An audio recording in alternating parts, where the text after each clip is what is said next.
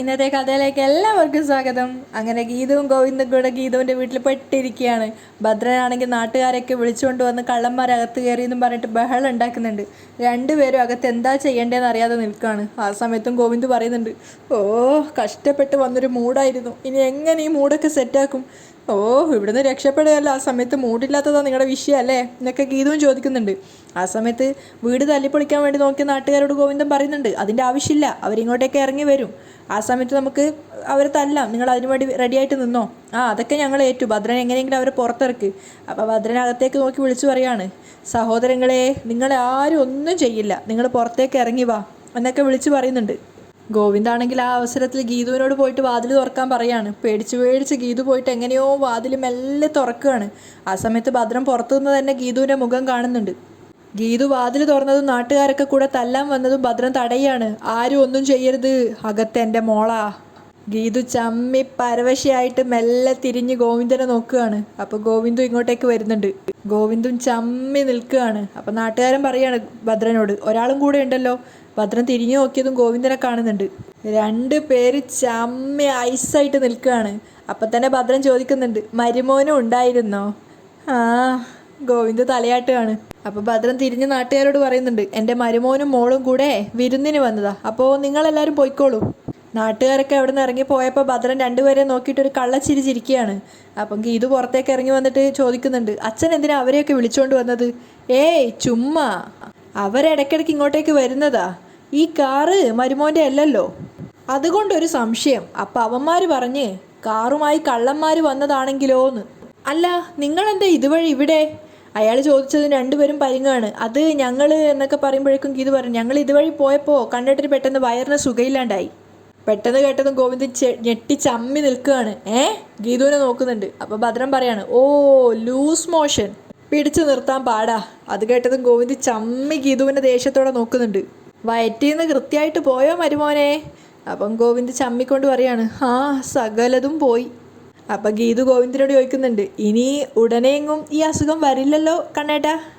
അത് ഞാൻ ടെസ്റ്റ് ചെയ്തിട്ട് പറയാം. ഗോവിന്ദ് വിട്ടുകൊടുക്കുന്നില്ല.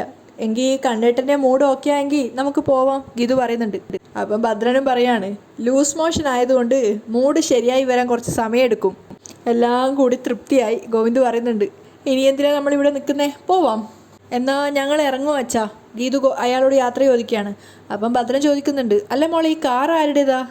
കണ്ണേട്ടൻ എനിക്ക് ഗിഫ്റ്റ് തന്നില്ലായിരുന്നോ? ആ കാറാ. ഓ അത് ശരി. അപ്പം ചമ്മി നിൽക്കുന്ന ഗോവിന്ദിനോട് ഗീതു ചോദിക്കുകയാണ്, പോവാം.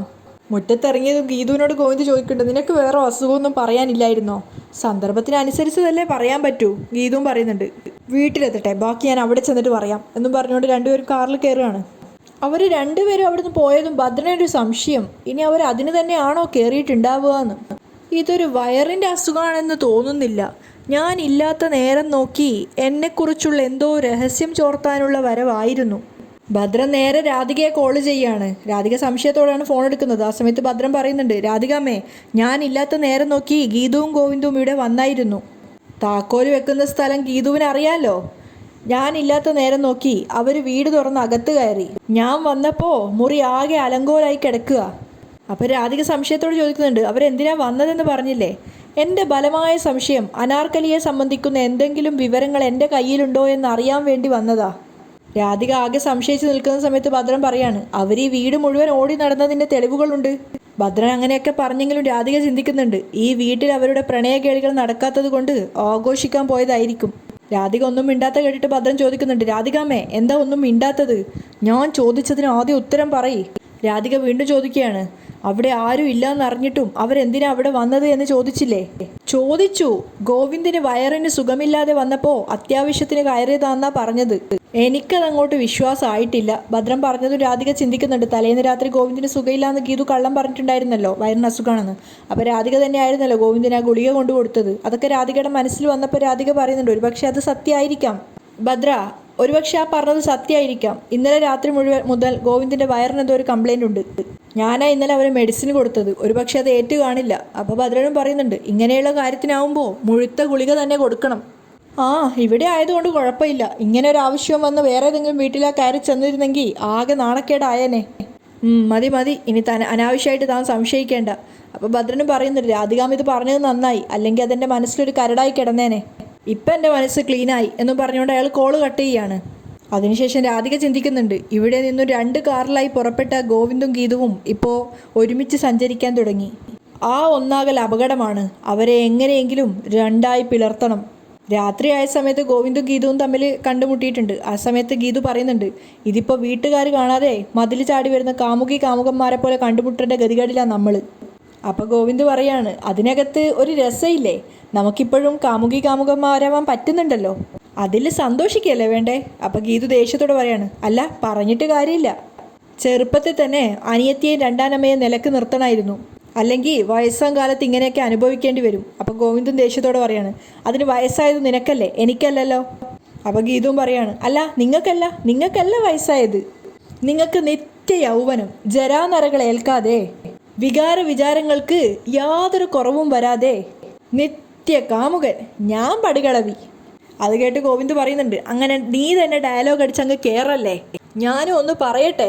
അപ്പോൾ ഗീതു പറയുന്നുണ്ട്, ആ എന്നാ പിന്നെ എനിക്ക് കാമുകം പറ. എൻ്റെ വീട്ടിനടുത്ത് ഒരമ്മൂമ്മയും അപ്പൂപ്പനും ഉണ്ടായിരുന്നു. അവർക്ക് 2 മക്കളുണ്ടായിരുന്നു. ആൺകുട്ടിയാണോ പെൺകുട്ടിയാണോ ഗീതു ചോദിക്കുന്നുണ്ട്. ഓ അത് പിന്നെ എന്തെങ്കിലും ആയിക്കോട്ടെ, 2 മക്കൾ ഉണ്ടായിരുന്നു. ആ എന്നിട്ട് പറ. ആ മക്കൾ തമ്മിൽ ഓരോരോ കാര്യങ്ങൾ പറഞ്ഞ് എന്നും വഴക്കായിരുന്നു. ഒടുവിൽ ഒരാൾ അച്ഛനെയും ഒരാൾ അമ്മയെയും കൂട്ടിക്കൊണ്ട് 2 പേരും 2ഇടത്തായി. അവർക്ക് പരസ്പരം കാണാൻ പോലും വഴിയില്ലാതെയായി. ഗോവിന്ദ് അങ്ങനെ പറഞ്ഞതും ഗീതുവിൻ്റെ മനസ്സിൽ പെട്ടെന്നൊരു സങ്കടം വരികയാണ്. അപ്പം ഗോവിന്ദ് പുഞ്ചിരിച്ചുകൊണ്ട് പറയുന്നുണ്ട്, ഒടുവിൽ അവരൊരു സൂത്രം കണ്ടുപിടിച്ചു. 2 ആളും അമ്പലത്തിൽ പോകാനാണെന്ന് പറഞ്ഞ് രാവിലെ പുറത്തിറങ്ങും, എന്നിട്ട് പരസ്പരം കാണും. അപ്പം ഗീതു പറയുന്നുണ്ട്, ആ ഇതിപ്പോൾ ഏതാണ്ട് ഈ അവസ്ഥയിൽ തന്നെയാണ് നമ്മളും. പിന്നെ ഒരു ഗുണമുണ്ട്, നമ്മളെ മക്കൾ തല്ലിപ്പിരിഞ്ഞ് നമ്മളെ 2ആക്കുമെന്ന് ഒരിക്കലും പേടിക്കേണ്ട. അതെന്താ അത്രയ്ക്ക് ഉറപ്പ്? ഗോവിന്ദ് സംശയത്തോട് ചോദിക്കുകയാണ്. ഇങ്ങനെ പോയാ മൂക്കി പല്ലി വന്നാലും നമ്മുടെ ആദ്യ രാത്രി നടക്കില്ലല്ലോ.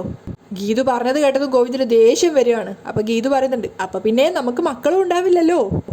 പിന്നെ നമ്മളെ പിരിക്കാൻ വരുന്നത് മിക്കവാറും അത് പ്രിയയുടെയും വരുണേട്ടൻ്റെയും ഒക്കെ മക്കളായിരിക്കും. അപ്പോഴും മന്ദരയെ പോലെ പാടു കിളവിയായി സ്വഭാവത്തിന് ഒരു മാറ്റവും വരാതെ നിങ്ങളുടെ രാധികാമ്മ ഇവിടെ ഉണ്ടാവും. അപ്പം ഗോവിന്ദ് പറയുന്നുണ്ട്, നീ പറഞ്ഞതൊന്നും ഇവിടെ സംഭവിക്കില്ല. നീ നാളെ ഗസ്റ്റ് ഹൗസിൻ്റെ ചാവി എടുക്കണം. ഫസ്റ്റ് നൈറ്റ് നടക്കില്ലെങ്കിലും നമ്മുടെ ഫസ്റ്റ് ഡേ നടക്കാം. ഗോവിന്ദ് പ്രണയത്തോടെ ഗീതുവിനെ ചേർത്ത് പിടിക്കുമ്പോഴേക്കും കാഞ്ചന രാധികയെ വിളിച്ച് കൂട്ടിക്കൊണ്ടുവന്ന് കാണിക്കുന്നുണ്ട് വീടിൻ്റെ മുകൾ നിലയിൽ വെച്ച്. നോക്ക് മാമി നോക്ക്. രാധിക നോക്കുന്ന സമയത്ത് ഗോവിന്ദും ഗീതുവും വളരെ സീരിയസ് ആയിട്ട് പരസ്പരം അടുത്ത് നിന്നുകൊണ്ട് സംസാരിക്കുകയാണ്. പ്രണയത്തോടു കൂടിയുള്ള അവരുടെ ആ പെരുമാറ്റം കാണുന്ന സമയത്ത് രാധികയ്ക്ക് നല്ല ദേഷ്യം വരുന്നുണ്ടായിരുന്നു. അവർ നേരെ ദേഷ്യത്തോടെ പ്രിയയുടെ അരികിലേക്കാണ് പോകുന്നത്. പ്രിയയുടെ അടുത്തെത്തിയിട്ട് പറയുന്നുണ്ട്, 1 മണിക്കൂറായി കണ്ണനും ഗീതവും സംസാരിക്കാൻ തുടങ്ങിയിട്ട്. 1.5. പ്രിയ പറയാണ്, എന്ത് 1.5 മണിക്കൂറായി. അപ്പം രാധിക ദേഷ്യത്തോടെ ചോദിക്കുന്നുണ്ട്, അപ്പം നീ ഇതൊന്നും കാണുന്നില്ലേ? ആ കാണുന്നുണ്ട്. അവരറിയാതെ അവർക്ക് പരസ്പരം സംസാരിക്കാനുള്ള അവസരം ഉണ്ടാക്കി കൊടുത്തതും ഞാൻ തന്നെയാ. എൻ്റെ അമ്മേ, അവർക്കുള്ളിൽ പരസ്പര സ്നേഹം ഉണ്ടെങ്കിൽ എത്രയും വേഗം അവരത് തിരിച്ചറിയട്ടെ. അമ്മ ഈ കാഞ്ചനാക്കായെ പോലെ ഒളിഞ്ഞു നിന്ന് നോക്കാതെ അമ്മയുടെ ജോലി നോക്കിപ്പോ. ഇനി ഒളിഞ്ഞു നോക്കിയേ പറ്റൂ എന്നുണ്ടെങ്കിൽ കുറച്ചുകൂടെ അടുത്ത് ചെന്നിട്ട് അവർ കാണുന്ന രീതിയിൽ ഒളിഞ്ഞു നോക്ക്. കയറി പോവമ്മേ എന്നും പറഞ്ഞുകൊണ്ട് പ്രിയ അവിടുന്ന് പോവുകയാണ്. രാധിക അവിടെ ചമ്മി നിൽക്കുന്നിടത്തുനിന്ന് കാഞ്ചന പറയുന്നുണ്ട്, ഇതിൻ്റെ ഒരു കുറവ് കൂടിയേ ഉണ്ടായിരുന്നുള്ളൂ, ഇപ്പം എല്ലാം ശരിയടിച്ച്. അപ്പോഴേക്കും രാധിക ചോദിക്കുന്നുണ്ട്, നീ എന്താ ഈ പറയുന്നേ? അല്ല, മാമിയുടെ ഒളിഞ്ഞു നോട്ടത്തെ പറ്റി എപ്പോഴും എല്ലാവരും പറയുമായിരുന്നു, ഇപ്പം പ്രിയ മോളും ചൊല്ലിയാച്ച്. ഉനക്ക് വെക്കമേ ഇല്ലേ മാമി? രാധികക്ക് ദേഷ്യം വരികയാണ്. ഡി, ഞാൻ ഒളിഞ്ഞു നോക്കണോ വേണ്ടയോന്ന് ഞാൻ തീരുമാനിച്ചോളാം, ആരും അതിൽ ഇടപെടേണ്ട. അപ്പം കാഞ്ചന പറയുന്നുണ്ട്, എതൊക്കെ എന്നോട് ചൂടാവുന്നു? എനിക്ക് കിടക്കുന്ന ഇൻഫർമേഷൻ എല്ലാം മാമിക്ക് ചൊല്ലി തരുന്നതിനാലേ മാമിക്ക് പ്ലാൻ പண்றதுக்கு മുടിയത്. അതെ അതെ, നീ കറക്റ്റായിട്ട് ഇൻഫർമേഷൻ തരാത്തത് കൊണ്ടാണ് എനിക്കിങ്ങനെ ഒളിഞ്ഞു നോക്കേണ്ടി വരുന്നത്, മനസ്സിലായോ? മനസ്സിലായി മാമി. അങ്ങനെയെങ്കിൽ നീ പോയി പുതിയ ഇൻഫർമേഷനുള്ള വഴി നോക്ക്. എങ്ങനെ? എടി, അവർ പറയുന്നത് എന്താണെന്ന് ഒളിഞ്ഞു നിന്ന് കേൾക്കാൻ, അവരുടെ പ്ലാൻ എന്താണെന്ന് അറിയേ. കാഞ്ചന പോകുമ്പോഴേക്കും രാധിക വീണ്ടും പറയുന്നുണ്ട്, പ്ലാൻ എന്താണെന്ന് കേട്ടാൽ മാത്രം പോരാ, അത് വീഡിയോയിൽ പകർത്തി എനിക്ക് കൊണ്ടുവന്ന് കാണിച്ചു തരികയും വേണം. എല്ലാമേ ഷൂട്ട് ചെയ്യാം മാമി എന്ന് പറഞ്ഞുകൊണ്ട് ഫോണും കൊണ്ട് കാഞ്ചന പുഞ്ചിരിച്ചുകൊണ്ട് പോവുകയാണ്. ആ സമയത്ത് ഗോവിന്ദ് ഗീതുവിനോട് പറയുന്നുണ്ട്, ആ അപ്പൂപ്പൻ്റെ അമ്മൂമ്മയുടെ ഗതി നമുക്ക് വരരുതെങ്കിൽ പ്രിയയെ നമ്മൾ കയ്യിലെടുക്കണം. നമ്മുടെ അതീവ പ്രണയം പ്രിയയെ ബോധ്യപ്പെടുത്തണം. അവൾ വിചാരിച്ചാലേ ഇനി എല്ലാം ശരിയാവൂ. അതെ, പ്രിയക്ക് അറിയാമെന്ന് തോന്നുന്നു. നമുക്ക് വേണ്ടി രഞ്ജുവും രേഖേച്ചിയെല്ലാം അവളോട് സംസാരിക്കാറുണ്ട്. നമ്മുടെ കാര്യം അവർക്കൊക്കെ അറിയാലോ. നീ നോയിക്കോ, എന്ത് വില കൊടുത്തും നമ്മൾ പ്രിയമോളെ കയ്യിലെടുക്കും. ഗോവിന്ദ് പറഞ്ഞപ്പോൾ ഗീതു പറയുന്നുണ്ട്, ആ പക്ഷേ നിങ്ങളുടെ രണ്ടാനമ്മയും ആ മൂഷേട്ടയും അവിടെ പാരയായിട്ട് നിൽക്കുമല്ലേ. കാഞ്ചന ഒളിഞ്ഞു നോക്കുമ്പോഴേക്കും ഗോവിന്ദ് ചോദിക്കുന്നുണ്ട്, ആര്, കാഞ്ചനയോ? ആ പിന്നല്ലാതെ. അപ്പോൾ കാഞ്ചന ഞെട്ടുകയാണ്. ഓ, അവക്കിത് എന്തിൻ്റെ സൂക്കേടാ, അവളെ നമുക്ക് നാട്ടിലേക്ക് കെട്ടിക്കണം. ഗോവിന്ദ് പറഞ്ഞു കേട്ടപ്പോൾ കാഞ്ചന വിചാരിക്കുന്നത്, അയ്യോ എന്നെ കെട്ടിக்கிறதுக்கு പ്ലാൻ പண்றியா, വരട്ടും പാക്കലാം. കാഞ്ചന ഇങ്ങനെ നാണത്തോടെ ചിന്തിക്കുകയാണ്. അപ്പോൾ ഗീതു പറയുന്നുണ്ട്, അത് വേണ്ട, അവരെ പറഞ്ഞു വിടണ്ട. ഇടിമുറി കയറ്റി 2 ഇടി കൊടുത്താലോ? അല്ലെങ്കിൽ വേണ്ട, എൻ്റെ അമ്മ ഡിസ്ചാർജ് ആയിട്ട് വരുമ്പോൾ അവിടെ ജോലിക്ക് നിർത്താം. പണിയെടുത്ത് അവരുടെ നടു ഓടിയട്ടെ, അപ്പോൾ നമ്മൾ തല്ലി ഓടിച്ചതാന്ന് ആരും പറയേയില്ല. അപ്പോൾ കാഞ്ചന വിചാരിക്കുന്നുണ്ട്, അയ്യോ അപ്പം എന്നെ കെട്ടിക്കുന്ന കാര്യമല്ല, എനിക്കിട്ട് പൊട്ടിക്കുന്ന കാര്യമല്ലേ അവർ പറയുന്നത്. അവളെ നമുക്ക് എന്തെങ്കിലും വേണമെങ്കിൽ ചെയ്യാം, അതൊന്നും അല്ലല്ലോ നമ്മുടെ വിഷയം. നമ്മുടെ ഈ സ്നേഹം പ്രിയമോളെ ബോധ്യപ്പെടുത്തണം. അതെ, അതിനെന്താ ചെയ്യാൻ പറ്റാന്ന് ആലോചിക്ക്. ഉണ്ട്, ഒരു ഉഗ്രൻ ഐഡിയ ഉണ്ട്. ഗോവിന്ദ് പറയാണ്. അപ്പം കാഞ്ചനയും പുറത്തുനിന്ന് വിചാരിക്കുന്നുണ്ട്, ഐഡിയ വാ. ഗോവിന്ദ് ഗീതുവിന് പറഞ്ഞു കൊടുത്ത ഐഡിയ ഒക്കെയും കാഞ്ചനയും വീഡിയോയിലേക്ക് പകർത്തുന്നുണ്ടായിരുന്നു. രാത്രി ഉറങ്ങാൻ വേണ്ടി മുറിയിലെത്തിയതാണ് ഗോവിന്ദ്. അപ്പം അങ്ങോട്ടേക്ക് വന്നിട്ട് അയ്യപ്പട്ടൻ പറയുന്നുണ്ട്, കുഞ്ഞും ഗീതുമോളും തമ്മിലെല്ലാം തുറന്നു പറഞ്ഞില്ലേ, നിങ്ങൾ രണ്ടുപേർക്കും പരസ്പരം പിരിയാൻ കഴിയില്ലെന്നും ബോധ്യമായില്ലേ, പിന്നെ എന്തിനാ രണ്ടുപേരും പരസ്പരം 2 മുറിയിലായി കഴിയുന്നത്. ആ സമയത്ത് ഗോവിന്ദ് അയ്യപ്പേട്ടനെ പിടിച്ച് ബെഡിലടുത്തിരുത്തുകയാണ്. എന്നിട്ട് അവൻ സങ്കടത്തോടെ പറയുന്നുണ്ട്, ഒരു പ്രത്യേക സാഹചര്യത്തിൽ അങ്ങനെ സംഭവിച്ചു പോയി അയ്യപ്പേട്ട. അപ്പം അയ്യപ്പേട്ടൻ ദേഷ്യത്തോടെ പറയുന്നുണ്ട്, സംഭവിച്ചു പോയതല്ല, സംഭവിപ്പിച്ചതാ. പരസ്പരം ജീവൻ കൊടുത്തിട്ടും നിങ്ങൾ എന്താ രണ്ടുപേരും ഒരുമിക്കാത്തത്? രാധികാമ്മയുടെ കുതന്ത്രം കൊണ്ട്. അത് കേട്ടതും ഗോവിന്ദ് പെട്ടെന്നൊന്നും പറയാതെ തലതാഴ്ത്തുകയാണ്. സത്യം ഗോവിന്ദിനും അറിയാവുന്നതാണ്, പക്ഷെ അവനത് അംഗീകരിക്കാൻ പറ്റുമായിരുന്നില്ല. അപ്പം അയ്യപ്പേട്ടൻ സങ്കടത്തോടെ പറയാണ്, ഞാനിത് കണ്ടിട്ട് മിണ്ടാതിരിക്കില്ല. ഈ സമയത്ത് മിണ്ടാതിരുന്ന എൻ്റെ മാധവ മുതലാളിയുടെ ആത്മാവ് എന്നോട് പൊറുക്കില്ല കുഞ്ഞെ. വേണ്ട അയ്യപ്പേട്ട, കാത്തിരിക്കാൻ ഞാനും ഗീതവും തയ്യാറാണ്. ഗോവിന്ദ് പറയുന്ന സമയത്ത് അയ്യപ്പേട്ടൻ പറയുന്നുണ്ട്, പക്ഷെ ഞാൻ തയ്യാറല്ല. ഇപ്പോഴേ രാധികാമ്മയുടെ മുഖത്ത് നോക്കി 4 വർത്താനം പറഞ്ഞിട്ട് ഞാൻ ആ വഴി തീർത്ഥാടനത്തിന് പോവുക. അപ്പോൾ ഗോവിന്ദ് ചിരിച്ചുകൊണ്ട് ചോദിക്കുന്നുണ്ട്, എന്തിനാ തീർത്ഥാടനത്തിന് പോകുന്നത്? ഈ സംസാരം കഴിഞ്ഞാലേ രാധികാമ്മ എന്നെ പറപ്പിക്കുമല്ലോ, അതിനു മുന്നേ ഞാൻ തന്നെ അങ്ങ് പറക്കാമെന്ന് കരുതി. അപ്പോൾ ഗോവിന്ദ് പറയുന്നുണ്ട്, അയ്യപ്പേട്ടൻ വിചാരിക്കുന്ന പോലെയല്ല, ഇപ്പോൾ പ്രിയമോളാ പ്രശ്നം. ആഹാ, പ്രിയമോളാണോ? എങ്കിലൊരു കുഴപ്പമില്ല, മോളോട് സംസാരിച്ച് ഞാനെല്ലാം ശരിയാക്കാം. അപ്പോൾ ഗോവിന്ദ് തൊഴുതുകൊണ്ട് പറയാണ്, അയ്യോ എൻ്റെ അയ്യപ്പേട്ട, ദയവ് ചെയ്ത് നിങ്ങളൊന്നും സംസാരിക്കരുത്. അതെന്താ? മുമ്പൊരിക്കൽ ഗീതുവിനോട് നിങ്ങൾ എൻ്റെ പ്രണയം പറയാൻ പോയി, അന്ന് അവൾ എന്നെ ഡ്രഗ് അഡിക്റ്റ് ആക്കി. ഇപ്പോൾ ദയവ് ചെയ്ത് പ്രിയയുടെ അടുത്ത് പോയിട്ട് ആവശ്യമില്ലാത്തൊന്നും പറഞ്ഞ് കൊളാക്കരുത്. അവൾ അവസാനം എന്നെ വേൾഡ് ഡോണാക്കി മാറ്റും എന്ന് പറഞ്ഞാൽ എങ്ങനെയാ? ഈ പ്രശ്നം പരിഹരിക്കാനുള്ള ആവേശത്തിൽ നിൽക്കുക ഞാൻ. അപ്പോൾ ഗോവിന്ദ് പറയുന്നുണ്ട്, ഈ പ്രശ്നം പരിഹരിക്കാനേ ഞാനും ഗീതുവും ഒരു വഴി കണ്ടുപിടിച്ചിട്ടുണ്ട്. അയ്യപ്പേട്ടൻ ഇടപെട്ട് ചളമാക്കാതിരുന്നാൽ മതി. പ്ലീസ് ഒന്ന് പോയി ഉറങ്ങുമോ? ഞാനും ഗീതുവും ഒന്നിക്കുന്ന സുന്ദര നിമിഷങ്ങളോർത്ത് ഞാനൊന്ന് കണ്ണടച്ച് ഉറങ്ങിക്കോട്ടെ. കാത്തിരുന്ന് പരസ്പരം പ്രണയം പറഞ്ഞപ്പോഴേക്കും പ്രിയമോളുടെ പ്രസവം അടുത്തു. ഇനി ഒന്നിക്കുന്നതുവരെ കാത്തിരുന്ന രണ്ടുപേരുടെ മൂക്കിൽ പല്ല് വരും. അപ്പം ഗോവിന്ദ് പറയാണ്, ഗീതു ഇത് തന്നെ പറഞ്ഞു.